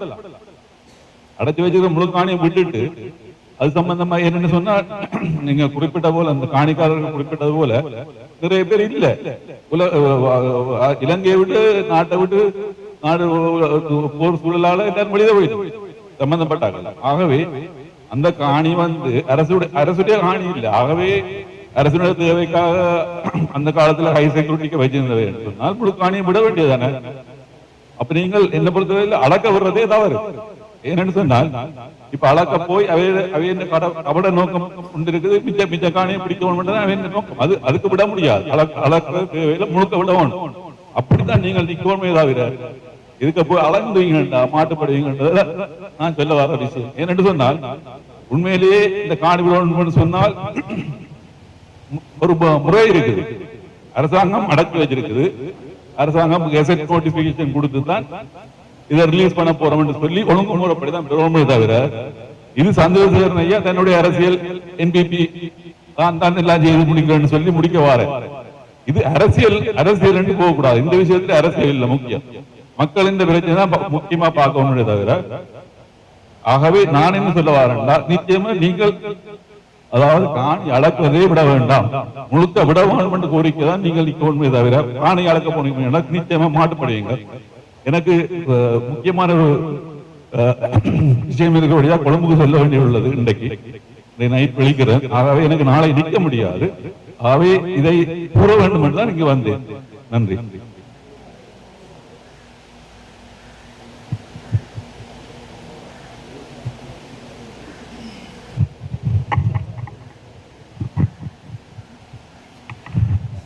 வணக்கம். நான் அந்த எக்ஸ் இருக்கலாம் இல்லாம விடலாம். ஆனால் அது தமிழாளன் காணி அளந்தாது விடுபட வேணும். அந்த எக்ஸுக்குரிய உரிமையாளர் வருவர். பேர பிள்ளையா இருக்கலாம் அல்லது பிள்ளைகள் இல்லாத அடுத்த ஒரு ஆளுக்குரிய உரிமை எப்படியோ சட்டத்தியான உரிமையாளர் வரலாம். ஆனா காணி உறுதியை காட்டி இதுல 16 பிறப்பு காணி இருக்குது உறுதி இருக்குதுண்டா எக்ஸ் உரிமையாளரா இல்லையான்றது உங்களுக்கு பிரச்சனை. அந்த காணி தமிழாக்கிற காணி அது அளந்து விடுபட வேண்டிய காணி. அந்த எக்ஸுக்குரிய உறுதி இப்போது யார் உரிமையாளரோ அவர் வரும்போது அந்த காணி அவருக்கு வழங்கப்படும். அதனுடைய நாங்கள் எக்ஸ் இல்ல இது உரிமையாளரா இல்ல இவர் உரிமையாளர் இல்லையண்டா உரிமையாளர் எல்லாம் காணி எல்லாம் விகாரக்குரிய காணியாக மாறியலாது. உறுதி இருக்குது. எக்ஸ் இல்லைன்னா எக்ஸுக்கு பின்னிறுத்தாளர் யாரோ அவர் வரும் வரைக்கும் அந்த காணி அளந்து எல்லைப்படுத்தப்பட்டு அது விடுபட வேண்டும். நான் கூட கருத்துக்காக வடக்கு கிழக்குல உள்ள காணி எல்லாம் தமிழ்நாட்டுல காணி தான்.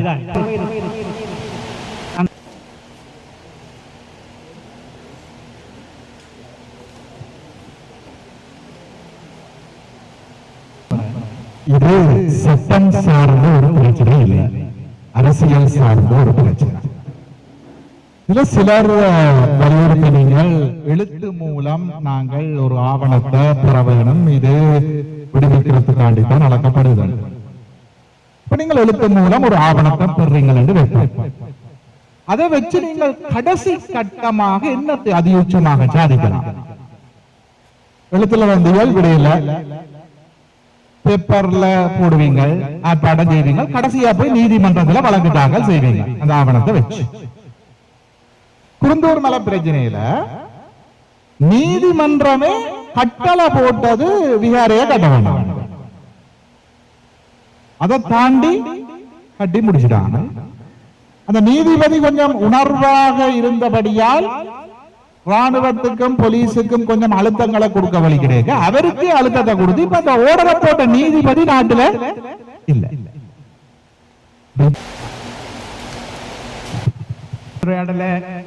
இலகுபடுத்துறதுக்காக அல்லது நாங்க விட்டா நீங்க என்ன செய்வீங்க? அடுத்த கட்டம் அதை நாங்க செய்தது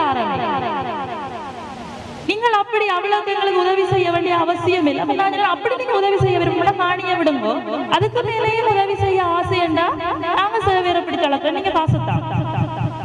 அதுக்கு பதில் இல்ல.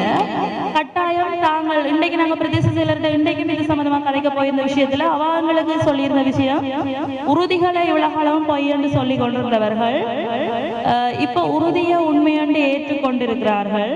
அந்த உறுதியில் இருக்கிற காணி இந்த விகாரம் பரப்புக்குள்ள இருக்கிற காணிதான் என்று சொல்லி சர்வே பிளான் கொடுத்தாதான் ரெண்டும் ஒன்று சொல்லி விடுவிப்பினமாம் என்று சொல்லி கேட்கினோம். இந்த உறுதி உண்மையண்டே இப்பதான் நம்பி இருக்கிறோமா? ஆனா நாங்க அந்த உறுதிகள் எல்லாம் எப்பவோ கொடுத்த உறுதிகள், அது உண்மையண்டு நம்பினதே இப்பதான். கடைசி மீட்டிங் கொழும்புல நடந்தது February 17. ஆனா எங்களுக்கு அந்த சர்வே பிளான் வேணும்னு சொல்லி எங்களை கூப்பிட்டு சொன்னது April 11. கிட்டத்தட்ட 2 மாதங்கள் கடந்த நிலையில்தான் அந்த செய்தி கூட இங்க வந்தடைந்திருக்கிறது. நாங்க இந்த கூட்டத்தை இன்னைக்கு கூட்டினதுக்கு பிரதான நோக்கம் என்னன்னு சொன்னா, எங்களுக்கு வழி தெரியல, என்ன செய்யணும்னு தெரியல. அளக்க விடுறதா விடக்கூடாதா, அளக்க விட்டா என்ன நடக்கும், அளக்க விடாட்டி என்ன நடக்கும், அந்த இடத்துல நாங்க எல்லைகளை காட்டி எங்களோட ஒப்பங்களை இடுகிற பொழுது அதை அவர்கள் தவறான தேவைகளுக்கு பயன்படுத்த முடியுமா, அக்யூசிஷனுக்கு போக முடியுமா, அவ்வாறான பல சந்தேகங்கள் எங்களுக்கு இருக்கின்றன. மற்றது அவர்கள் கூறிய இன்னொரு விடயம், இப்ப இதுவரை நாங்கள் 17 பேர், அவர்களால் இல்லை எங்களால் 17 பேர் மட்டுமே இனங்காணப்பட்டிருக்கின்றோம். அந்த 17 பேரும் உறுதியுடன் அந்த இடத்தில் வருகின்ற பொழுது அவர்களது காணிகள் மட்டும் அவர்களது ஒப்புதலோடு அளக்கப்படும்.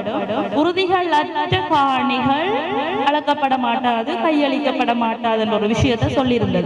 அப்ப இந்த இடம் நாங்க 30 வருஷம் 35 வருஷத்துக்கு மேல அந்த இடத்துல இல்ல.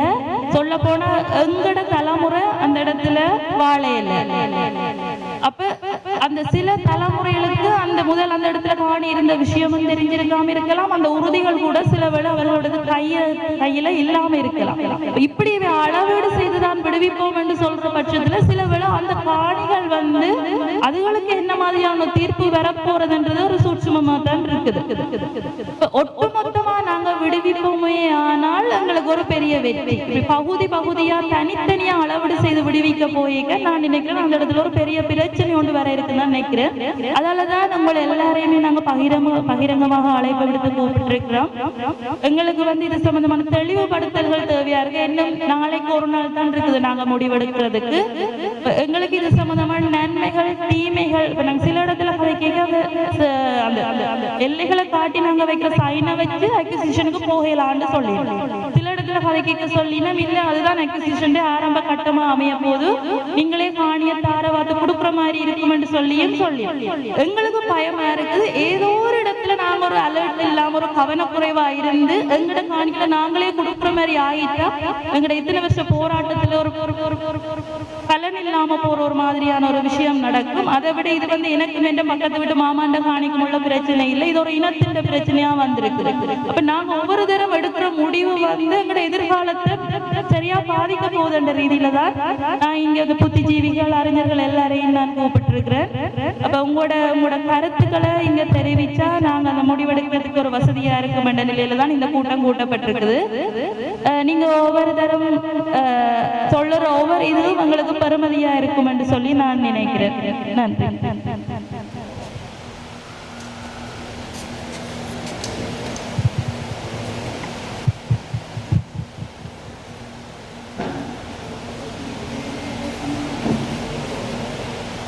எழுத்து மூலம் தர வேணும் என்று சொல்லி நாங்க ஒரு கோரிக்கை கடிதம் ஒன்று கொடுத்திருந்தாங்க. அது குடுக்க அந்த மாவட்ட செயலர்கிட்ட கேட்க அப்படி தரையில்லாத மாதிரி தான் எங்களுக்கு சொல்லி இருந்தவர். ஆனாலும் நாங்க கடிதத்தை கொடுத்திருக்கிறோம். மற்றது அந்த அன்று நடைபெற்ற அந்த அவர்கள் வாய்மொழி மூலம் இது விடுவிப்பதற்காக மட்டும்தான், வேற எந்த நோக்கத்திற்காகவும் இல்லை என்று கூறின அந்த கூட்டத்தின் மினிட்ஸ் கேட்டிருக்கிறோம் தாரன்னு சொல்லி இருக்கணும். ஆனா இன்னும் அது ப்ரிப்பேர் பண்ணலன்னு சொல்லி இருக்கணும். இதுக்கு முந்தின முறை கிட்டத்தட்ட 2 வருடங்கள் 2024 ஏப்ரல் நினைக்கிறேன் அளவீடு செய்ய வரைக்குள்ள எங்களை காணிக்குள்ள அனுமதிக்கல. அந்த இடத்துல அந்த விஷயம் குழப்பப்பட்டது.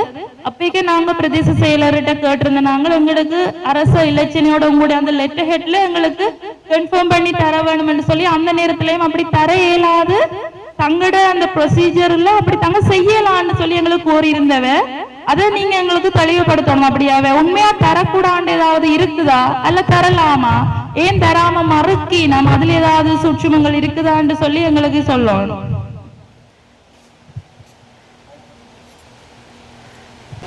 தனி உடைமைகளை பாதுகாக்க வேண்டிய கடப்பாட்டில் இருக்கிறது தான் பழமையாக மக்களுக்கும் அரசுக்கும் இருக்கக்கூடிய உறவு என்றது. இங்க முரண்நகையாக மக்கள் எதிர் அரசு என்கின்ற ஒரு நிலைப்பாட்டில் இருக்கிறோம். எங்களுடைய தனி உடைமை, மக்களுடைய தனிநபர்களுடைய தனி உடைமையாக இருக்கிற காணிகளை அரசு கையகப்படுத்துது. அதற்கு சில வழிமுறைகள், அரசு கையகப்படுத்துறதுக்கும் சில வழிமுறைகள் இருக்குது. அந்த வழிமுறைகள் எதுவும் அற்று அரசு அல்லது அரசனுடைய ஒரு திணைக்களம் அல்லது ஏதோ ஒன்று அல்லது அரசால் போஷிக்கப்படுகிற ஒரு மதம், அதை சார்ந்தவர்கள் அதை கையகப்படுத்தி இருக்கிறார்கள். இப்ப பிரச்சனை மக்கள் எதிர் அரசு என்கிறது. அப்ப யார் நம்புறது, யார் இதுல நீதிபதி என்கின்ற கேள்வி ஒன்று இருக்குது. இந்த சூழ்நிலையில காணியை அளக்கப் போகின்றோம் என்கின்ற ஒரு கோரிக்கை வருகிறது. அதுக்கு சில தொழில்நுட்ப ரீதியான காரணங்கள் சொல்லப்படுது. நீங்கள் காணியை அளக்கத்தானே வேணும், அந்த காணியை அடையாளம் காண்றதுக்கு அது தேவைதானே என்கின்றது ரீசனபிள், அதாவது சாதாரண நிபந்தனைகளின் அடிப்படையில் ஒரு ஏற்றுக்கொள்ளக்கூடிய ஒரு விஷயமாக இருக்கும். ஆனால் இங்க இதுல ஒரு சின்ன கேள்வி ஒன்று எழுதுது. ஏனென்றால் அளக்க முற்படுவது அரசு, அந்த அரசுதான் மக்களுக்கு எதிராக இருக்கிறது என்கிறதான் இதனுடைய சுருக்கம். ஆகவே நான் உரத்து சிந்திக்கிறேன், ஒரு ஸ்டேட்மெண்ட் ஆஃப் இன்டென்ட் ஒன்று அரசிட்ட கேட்கலாமா, இதனுடைய அதாவது இதை அளப்பதன் நோக்கம் என்ன என்பதை உத்தியோகபூர்வமாக அரசினுடைய பிரதிநிதி யாராவது, நீங்கள் இன்னொரு தரப்பிற்கு தானே காணி உரிமையாளர்கள் என்ற ஒரு தரப்பிற்கு பகிரங்கமாக எழுத்து மூலமாக கையளிக்கிறது. இந்த காரணத்துக்காகத்தான் இந்த நில அளவை நடைபெற உள்ளது என்பதை முன்கூட்டியே எழுத்து மூலம் தெரிவித்த பின்னர் அளப்பது என்பது ஒரு நியாயமான கோரிக்கையாக அமையும் என்று நான் நினைக்கிறேன். இது தொடர்பாக மற்றவர்கள் சட்ட ரீதியாகவும் அரசியல் ரீதியாகவும் சிந்திக்கப்பட வேண்டிய பிரச்சனை மற்றவர்கள் சிந்திக்கலாம். நன்றி. நான் சொல்றேன், சொன்ன மாதிரி இந்த போராட்டத்தை மலினப்படுத்துறதுக்கான ஒரு உத்தியாகவும் பாதிக்கலாம்.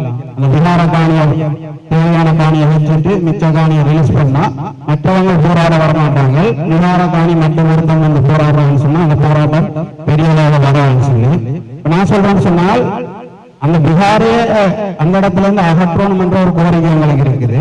அடுத்த அந்த மக்களுடைய காணி விடுவிக்கப்படணும். அடுத்த நாங்கள் தொடர்ந்து போராடணும். ஏன்னு சொன்னா யாழ்ப்பாணத்துல அடிக்கடி பிகார இந்த பிரச்சனை எல்லாம் வந்து கொண்டிருந்தது. தொடர்ந்து கையெட்டி போராட்டம் நடக்கும்ன்றவர்களால அடுத்த விகாரையை பற்றி அவங்க சிந்திக்கிறாங்க. அடுத்த விகாரை பற்றி பயப்படுறாங்க. ஏன்னு சொன்னா ஒரு விகார பிரச்சனை போயிட்டு அப்ப தொடர்ந்து நாங்க போராடுறோம். நீங்க பாத்தீங்கன்னா திருவண்ணாமலை 1 வச்சாங்க, 2 வச்சாங்க, 3ஆவது வைப்பாங்க. ஏன் அங்க போராடுங்க. இங்க போராடி கொண்டிருக்கிறாரா நாங்கள் அடுத்த விகாரையை பத்தி சிந்திக்கல. அப்ப ஒரு மக்கள் ஒரு அமைப்பு அதை நோக்கி சரியா பயணிச்சு போராடி கொண்டிருக்கும் போது நாங்கள் எங்களால் முடியும் என்று அவங்களை மீறி இன்னொரு முடிவெடுக்க போய் இது அவங்களுக்கு பாதகமா வரக்கூடாது. இது மலினப்படுத்தாம எல்லாரும் ஒத்துழைச்சு செய்யணும். நாங்கள் தொடர்ந்து போராடணும், அதுக்கெல்லாம் சப்போர்ட் பண்ணணும். நான் செஞ்சு காட்டுறேன் போயிட்டு தவறான முறையில பாவிச்சு திருப்பி அது வந்து எங்களோட தவறான ஒரு வழிக்கு போகக்கூடாது. இந்த போராட்டத்துல அரசியல்வாதிகளை தவிர அந்த காணியில பாதிக்கப்பட்ட மக்கள் நிற்கிறாங்க, அவங்களுக்கு சப்போர்ட்டா நாங்க எல்லாரும் நிற்கணும். போராட்டத்தை மலினப்படுத்தணும் நான் சொல்றேன். எங்கட இன்னும் அழிஞ்சது காரணம் உங்களுக்கு தெரியும். எங்களுக்குள்ள உடல் சுவாசமா சொன்ன மாதிரி உள்ள ஒருத்தருக்கு பிரச்சனை இருக்கும் போது அவங்களை விட்டுட்டு அவங்களுக்குள்ள பிரச்சனை உருவாக்குற ஒரு செயற்பாடுகள் தான் தொடர்ந்து நடக்குது. அந்த அப்படியான பிரச்சனைக்கு இந்த போராட்டம் அந்த காணிக்காரர்கள் இடம் கொடுக்க கூடாதுன்னு சொல்லி கேட்டுருவேன். அதோட அந்த காணிக்காரருக்கு எல்லாரும் சப்போர்ட் பண்ணணும் என்று கேட்டுருவேன். மலினப்படுத்த தயவு செய்து விட்டுறாங்க. நாங்கள் தொடர்ந்து போராடணும். இன்னொரு விகாரையை வைக்கிறதுக்கு அவங்களுக்கு எப்பயுமே நினைப்பு வரக்கூடாது. இதுல வந்து உண்மையில வந்து திருவரங்கம் சார் சொன்ன என்ன பிரச்சனை பொறுப்பாக பதில் ஒன்றும் சொல்லல. இது கூட சும்மா ஒருக்காக சொல்லி போட்டு வேற ஏதாவது ஒரு தேவைக்காக சொல்லி போட்டு இது ஒன்றும் நடக்காமல் போறதுக்கும் ஒரு சந்தர்ப்பம் இருக்குது பெரும்பாலும். ரெண்டாவது இது உண்மையாயே நடக்க போதென்றால் இப்ப கனாக்கள் இதுல பேசினதை சொன்ன மாதிரி நிறைய டெக்னிக்கலான விஷயங்களை பார்க்க வேண்டிய தேவை இருக்கு. ஏன்னா அந்த டெக்னிக்கலான விஷயங்களுக்கு கூடாக ஒரு அரசியல் செய்யறதுக்கு சந்தர்ப்பம் இருக்குது. இப்ப என்னென்று அளக்குறது, எப்படி அளக்குறது, எங்க தொடங்குறது, மற்றது காணிய பிரிச்சு கொடுக்கல என்ன மாதிரியான பிரச்சனைகள் சிலவுல வரலாம், யார் உயிரோட இருக்கிறோம் யார் உயிரோட இல்ல, அந்த மாதிரியான பிரச்சனைகளும் இருக்குது. அதே மாதிரி முதல் கட்டமா நாங்கள் குறிப்பிட்ட அளவு காணிய விடுவோம், பிறகு இன்னும் ஒரு குறிப்பிட்ட அளவு காணிய விடுவோம் என்று சொல்லி போய்க்கல சில வேளையில போராட்டத்தின் வலிமையை குறைக்கிறதுக்காக அது ஒரு திசையில போகலாம். அப்படி பலவிதமான சந்தர்ப்பங்கள் அங்க இருக்கிறபடியால நான் நினைக்கிறேன் காணி உரிமையாளர்களும் தங்களுக்கு மத்தியில ஒரு உரையாடலை மேற்கொண்டு கூட்டாக ஒரு தீர்மானத்துக்கு வர வேணும். நாங்கள் எப்படி இத கையாள போறோம் என்றதும், எப்படி சர்ச்சையில ஒரு பகுதி விடுவிக்கப்பட்டால் மிச்சத்துக்கான போராட்டத்தை எல்லாரும் தொடர்ந்து செய்ய வேணும் என்றதுல ஒரு முக்கியமான நிலப்பாடு எடுக்க வேணும் நினைக்கிறேன். அதே மாதிரி அதுல வார சேலஞ்சஸ இப்பவே குழுவாக நீங்கள் கூட்டாக காணி உரிமையாளர்கள் சேர்ந்து என்னென்றதை கையாள போகிறோம் என்றது அதுக்குரிய அந்த காணி அளவீடுகள் அதோட சம்பந்தப்பட்ட அந்த நுட்பம் அந்த அறிவு உள்ளவர்களோட கதைச்சு பேசி அதை தெளிவாக்க வச்சிருக்க வேணும் என்றது நான் நினைக்கிறேன் மிக முக்கியமான விஷயமா இருக்கும். அதான் நான் சொல்றதுக்கு யோசிச்சது. அதை நீங்கள் செய்வீங்கள் என்று நான் நினைக்கிறேன். நன்றி. போனது நானும் நாள் அங்க வந்து நாங்க மட்டும் போகல, காணிக்காரரை கூட்டிக் கொண்டு தான் போனது. கிட்டத்தட்ட 8 பேருக்கு காணிக்காரர் வந்தாங்க.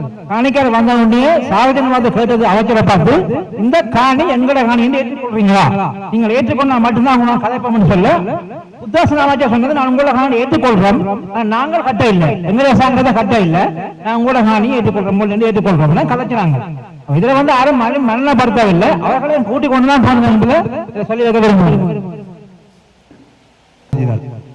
அப்படியே உண்மையாதான் எங்கள்கிட்ட இப்ப எங்கள்கிட்ட அப்படியே பெரிய வரைபடம் இல்லைத்தானே. எங்கள்கிட்ட அந்த வரைபடத்தை ஒபிஷியலா நாங்க கொடுக்க நாங்களும் உத்தேசமாக ஒரு கூறி வச்சு நாங்க கொடுக்க போறோம்.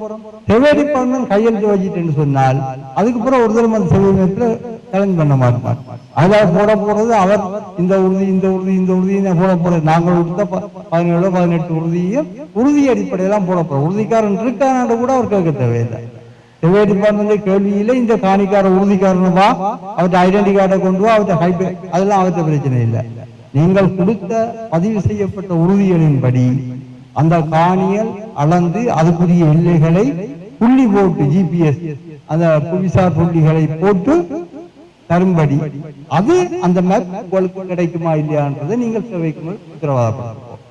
ஒன்று உங்களுக்கு காணியை திருப்பித்தார் நோக்கத்தோடு அளவிடுபடுவது, எங்களுடைய காணிகளை சரியான எல்லைகளை ஓரளவுக்கு உருவாக்கி தரதற்கான அளக்கப்படுது.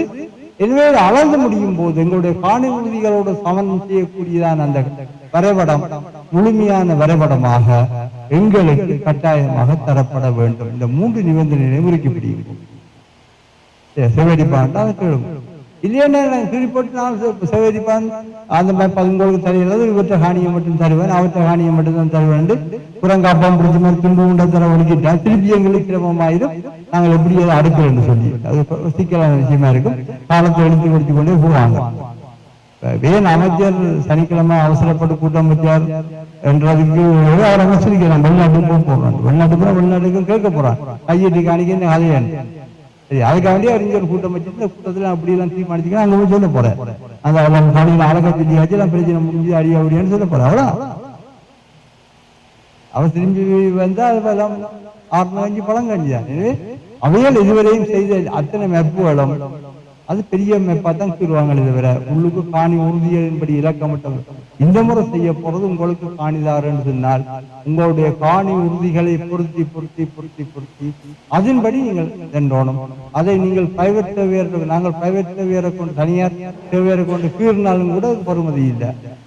டிபார்ட்மெண்ட் கீறும் என்று சொன்னால் அதுதான் இங்க உள்ள பெரிய உயர் அதிகார சபை. அப்படி கீறும் சொன்னால் அந்த ஆவணம் எங்களுக்கு முழு ஆவணமா வேணும், பெரிய வரைபடமா வேணும். எனக்கு கிட்டத்தட்ட அதில் பார்க்க கிட்டத்தட்ட 18 20 ஏக்கர் 30 ஏக்கர் வருது. இந்த சாந்தா வீதியால போய் அப்படி இன்னொரு இந்த கோயிலுக்கு போய் அந்த பக்கத்தால் வந்து இந்த பக்கத்தால் வந்து திருப்பி ஒரு கலைவாணி வீதி அதில் வந்து முடியுதான் நடுவில் பார்த்தாலே கூகுள் மேப்பில் வச்சுக்கொண்டே செய்யலாமேன்னா கூகுள் மேப்பில் அந்த அளவு அடிக்கணக்கில் அளக்கிறதுக்கு அது இருக்கு ப்ரோக்ராம் இருக்கு. ஏன் நாங்கள் செய்யலை என்றால் நடக்கிற ஒரு பக்கத்தில் யாழ்ப்பாணம் யூனிவர்சிட்டி இருக்குது, ஏன் நாங்கள் செய்யலை எங்களுடைய வித்துவான்கள் ஏன் செய்யலை யோசிங்க. கதை ஒருத்தருக்கும் ஒரு அழுத்தமும் இல்லை. நான் சொன்ன கருத்து உங்களை அழுத்துற மாதிரி உங்களுக்கு தவறாக நடத்துற மாதிரி தயவு செய்து யோசிச்சு போடாங்க. நான் என்னுடைய சிந்தனையில நான் இன்றைக்கு நீண்ட காலமாக இதண்டி கொண்டிருக்கப்பட்டபடினால்தான் நான் யோசிச்சு போட்டு உங்களோட சாய்க்கிறேன். நன்றி.